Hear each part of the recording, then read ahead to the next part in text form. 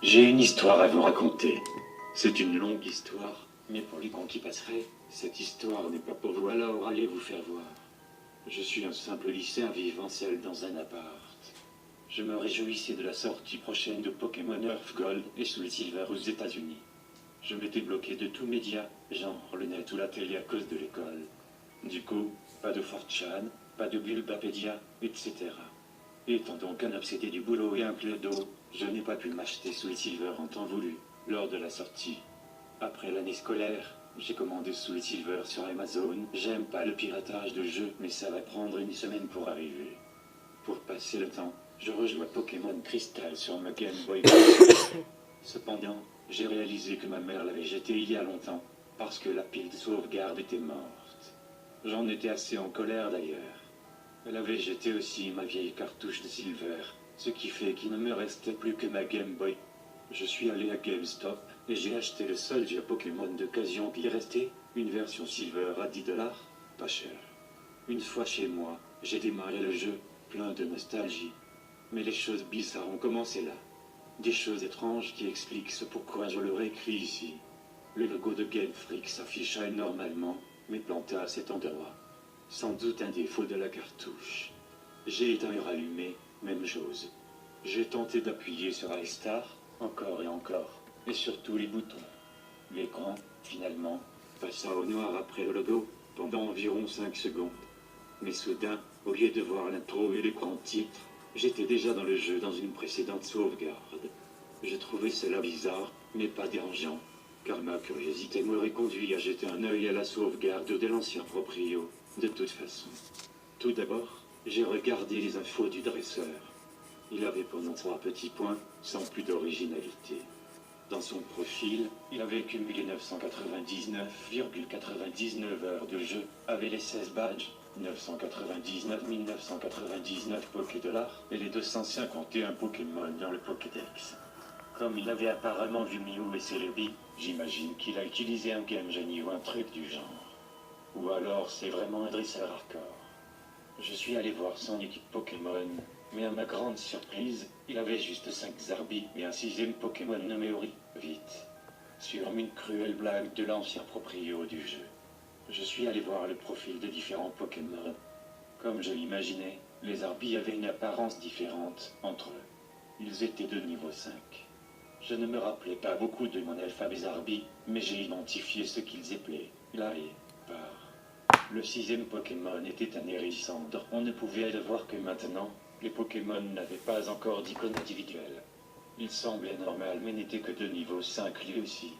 Il n'avait plus qu'un HP 2 attaques, gros yeux et flash. Je ne sais pas pourquoi il s'appelait Uri, mais à ce moment, peu m'importait. Ce qui m'intriguait plus, c'est qu'aucun des Pokémon ne faisait leur cri habituel lors de la sélection.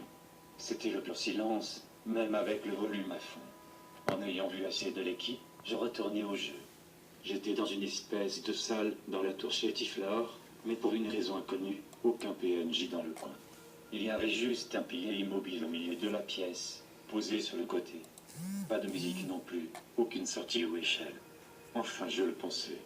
J'ai marché pendant plusieurs minutes en cherchant une sortie. Ce n'était pas une salle de la tour que j'avais déjà vue. J'ai regardé dans mes objets pour prendre une corde des sorties, mais le sac était vide. Il n'y avait pas de Pokémon sauvage non plus. Finalement, je trouvai une échelle qui était en fait derrière le pilier. L'écran devint noir et la musique finit par se lancer. J'eus un rictus très rapide en reconnaissant le thème des Arbis qu'on entendait dans la radio aux ruines d'Alpha, là où les Arbis se trouvent. J'ai immédiatement réalisé que ce n'était pas une transmission en chargement. J'étais juste dans une salle noire et je devais utiliser la capacité flash. Avant de m'en occuper, j'ai quand même jeté un œil à mon équipement pour changer la radio et prendre une meilleure musique. Mais je n'avais ni carte radio, ni carte téléphone, ni carte temps. Juste une carte Gold, 3 petits points, de son nom dans cette partie, mais on va l'appeler Gold pour commodité, marcher dans une marée noire et vide. Je me souviens que Hérissandre avait flash, et j'utilisais donc sa capacité. Je n'ai pas vu de message s'afficher genre utilise flash. La salle s'illumina, simplement. Et je finis par le regretter. La salle était couleur rouge sang et ronde avec un couloir vers le sud. L'échelle que j'avais utilisée précédemment était nulle part. Je n'eus d'autre choix que d'aller au sud, suivant le long couloir. L'écran devenait de plus en plus sombre tous les 20 pas environ. Je finis par arriver à une impasse avec un simple panneau qui disait Turn back now, faites demi-tour maintenant. Et ça me demandait de choisir entre oui et non. Mais pas de question demandée. Je choisis oui à tout hasard. L'écran tourne noir et le bruit de l'échelle se fait entendre. La musique des arbis s'arrête et se fait remplacer par la musique, moins morbide, de la poke flûte à la radio. J'étais dans une autre salle noire. Je gardai mon souffle et utilisa Flash une fois de plus. Soudain, ça dit et KO, ce qui était bizarre, car il n'avait aucun statut, genre poison ou autre, qui aurait pu l'amener à ça. Et on n'était pas non plus en plein combat. J'ai regardé mon équipe Pokémon et remarqua que Uri avait disparu.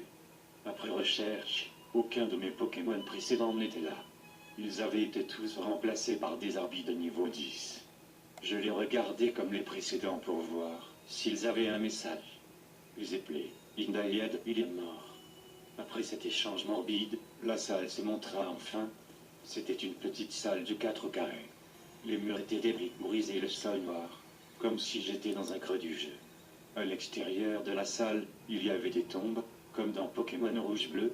Je parcourais la salle en appuyant sur un mais rien ne se passait. J'en ai conclu que c'était une cartouche hackée, qu'un faux sadique est vendu à GameStop. Mais ma curiosité me reprit. J'allais donc y voir le profil de Gold et remarqua que son sprite n'avait plus de bras. Son expression était moins sûre de lui aussi. Plutôt triste et vide, d'une manière indescriptible. Il avait aussi 24 badges à présent, chose clairement impossible d'ordinaire. Après quelques minutes à tourner en rond dans cette salle creuse, le dresseur fit soudainement l'animation de la corde de sortie. Mais au lieu de monter comme il devrait, il descendit vers le bas, comme s'il posait au sol. À cet écran, la musique de la Pokéflûte s'arrêta. Le sprite de Gold était différent. Au lieu de ses couleurs rouges habituelles, il était simplement tout en noir et blanc, comme s'il venait d'un jeu Game Boy normal sans couleur. Je regardai son profil et remarqua avec horreur que non seulement son sprite de profil n'avait plus de couleur non plus, mais aussi qu'il n'avait plus de jambes non plus. Des larmes sanglantes semblaient sortir de ses yeux. Ça disait aussi qu'il avait 32 badges. Je commençais à me sentir mal. Ce chiffre qui augmentait signifiait certainement quelque chose. J'ai regardé son équipe Pokémon. Il y avait 5 Zarbis et un Celebi de niveau 100 sans surnom. Les Zarbis étaient de niveau 15 et ils étaient dying, mourant. Le Celebi était shiny mais son sprite ne s'affichait qu'à moitié. Un seul bras, un seul œil, une seule patte. Il n'avait qu'une attaque, Requiem. La zone semblait être une fois de plus dans la tour Chétiflore, avec le pilier immobile. Mais tout était passé au rouge. Je marchais au nord, et dans la seule direction possible. Cela fut long et semblait sans fin. À un moment, je tombais sur quelques PNG. Ils étaient alignés sur les côtés et regardaient vers le pilier. Ils étaient tout blancs et noirs aussi, et rien ne se passa quand j'essayais de leur parler. Je continuais au nord, et je finis enfin par voir le pilier coupé en deux, avec le PNJ doré, transparent, à son sommet. Je m'approchai d'Oré, et sans que je fisse rien de spécial, un duel s'élança. La musique se relança. C'était le thème radio des Arbis une fois de plus, mais à l'envers. Le sprite de combat de Gold correspondait à son état actuel, avec les membres en moins, les larmes sanglantes et la transparence. Le sprite de Ré était celui de d'habitude, dans Pokémon Crystal, mais transparent. Le texte dit simplement veut se battre, comme s'il n'avait pas de nom. Et chacun de nous deux n'avions plus qu'un seul Pokémon, ce qui est étrange car j'avais quand même les Arbis. Mon Celebi Shiny apparut de lui-même, son sprite à moitié effacé bien sûr. Le bruit du Pokémon Shiny était différent.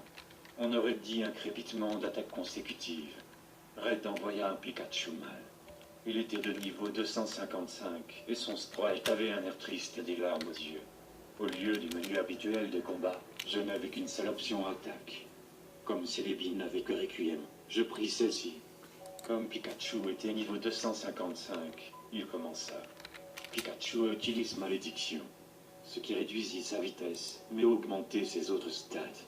Je ne suis pas sûr que Pikachu puisse utiliser Malédiction en temps normal. Celebi utilise Requiem. Dans 3 tours, les 2 Pokémon tomberont car je n'avais pas trop le choix. À ce point, le menu des combats n'apparut plus. Le combat continuait sans moi. Il n'y avait pas d'animation non plus. Pikachu utilise Fléau, ce qui ne fit pas grand-chose, vu que son niveau était au max. Celebi utilise Requiem. Évidemment, rien ne se passa. Pikachu utilise Frustration, fit d'énormes dégâts, ne laissant que 10 HP à Celebi. Celebi utilise Balance. Ce qui me surprit car Celebi n'avait pas cette attaque à la base. Pikachu et Celebi se retrouvèrent tous les deux à 150 HP. Pikachu utilise Regard Noir, ce qui ne fit rien. Et comme prévu, après ces 3 tours, mon Celebi tomba KO mais le texte disait Celebi est mort. Et au lieu de descendre vers le bas, le sprite disparut tout simplement. Bizarrement, Pikachu ne tomba pas malgré le Requiem. Il utilisa une 5e attaque au-delà de la limite.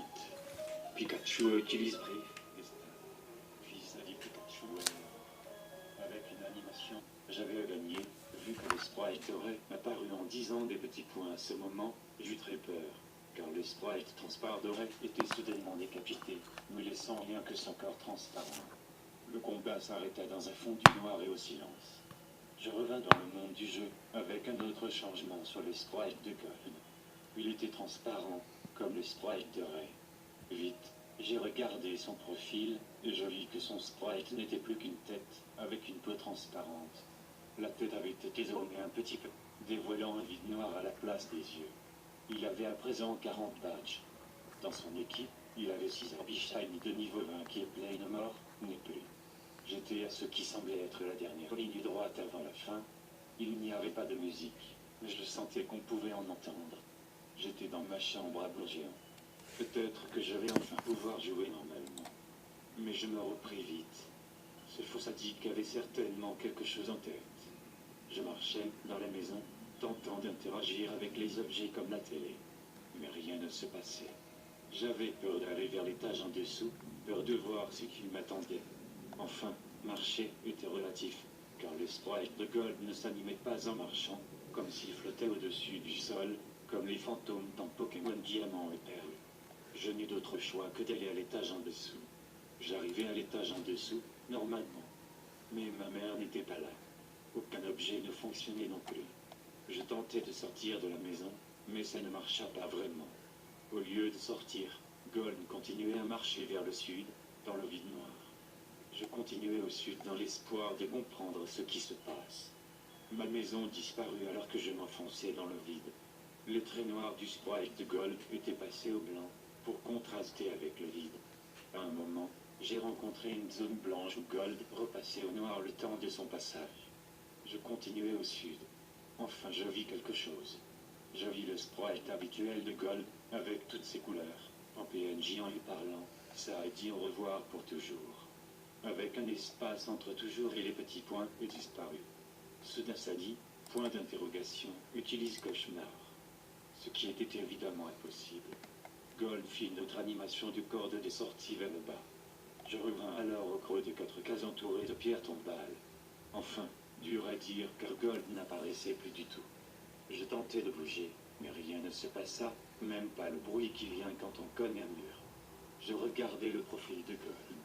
Il n'y avait plus du tout son sprite. Il n'avait plus aucun badge et toutes les icônes des champions de Johto étaient remplacées par des crèmes. Je regardais mes Pokémon. C'était à présent des arbitres de niveau 25 qui étaient. J'osais le lire. I'm dead, je suis mort. En sortant du menu, la zone creuse se remplit de cases comme les murs autour. Et je compris enfin ce qu'était cette salle lorsque le texte suivant apparut. RIP. Cette salle était une grande tombe, entourée par d'autres. Gold était déjà mort. Mort probablement plusieurs années après avoir vaincu Ray. Il était un jeune dresseur qui, malgré ses efforts d'avoir collecté autant de badges et de devenir un maître Pokémon, a été incapable d'éviter le destin mortel qui l'attendait. Et ses efforts ont été vraisemblablement oubliés par la génération suivante. Ce fut impossible de sortir de cet écran une fois arrivé là. Peu importe les boutons pressés, rien ne se passait. J'ai éteint et rallumé la Game Boy et relancé le jeu, ramené au même cauchemar. J'ai donc éteint à nouveau et arrêté ce cauchemar horrible. Après cette expérience, je ne regarderai plus les arbitres de la même façon. Ils disent que seule la première génération de jeux Pokémon regorge de légendes de ce genre. Mais la seconde génération m'a montré combien la vérité était en fait déplaisante. Je vais sûrement bien m'amuser avec Soul Silver, mais je ne pourrai pas oublier ce que ce j'ai truqué me montrerait.